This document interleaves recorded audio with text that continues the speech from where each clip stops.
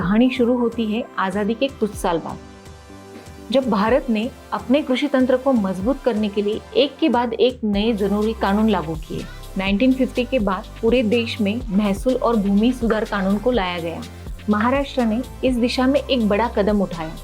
महाराष्ट्र जमीन संहिता 1966 यानी Maharashtra land revenue code 1966। इस कानून के तहत जमीन का प्रकार कृषि, गैर कृषि, जमीन पर मालिकाना हक और 7/12 जैसे दस्तावेजों की वैलिडिटी तय की गई है। अब यहाँ से शुरू होती है असली कहानी।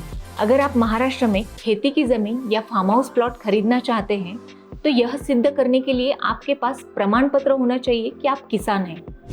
किसान प्रमाण पत्र तब तक मान्य नहीं होता जब तक वो राज्य सरकार के नियमों के अनुसार न हो। हर राज्य की अपनी शर्तें हैं। महाराष्ट्र में न्यूनतम 11 गुंठा की कृषि भूमि होना जरूरी है।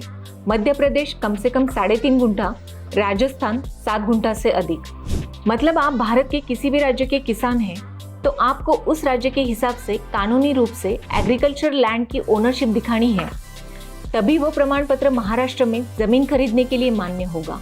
लेकिन आजकल लोग क्या कर रहे हैं, 1 गुंठा से भी कम जमीन खरीदकर फार्मर सर्टिफिकेट पेश कर रहे हैं, जो अब महाराष्ट्र सरकार ने इनवैलिड घोषित कर दिया है।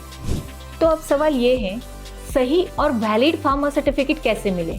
इको लैंडमार्क रियलिटी आपके लिए लाया है भरोसेमंद और 100% लीगल सोल्यूशन। महाराष्ट्र राज्य में 11 गुंठा रजिस्टर्ड कृषि भूमि, आपके नाम पर 7/12 दस्तावेज, वो भी सिर्फ 21 दिनों के भीतर, सरकारी नियमों के अनुसार वैलिड फार्मर सर्टिफिकेट। अब इसके फायदे क्या हैं?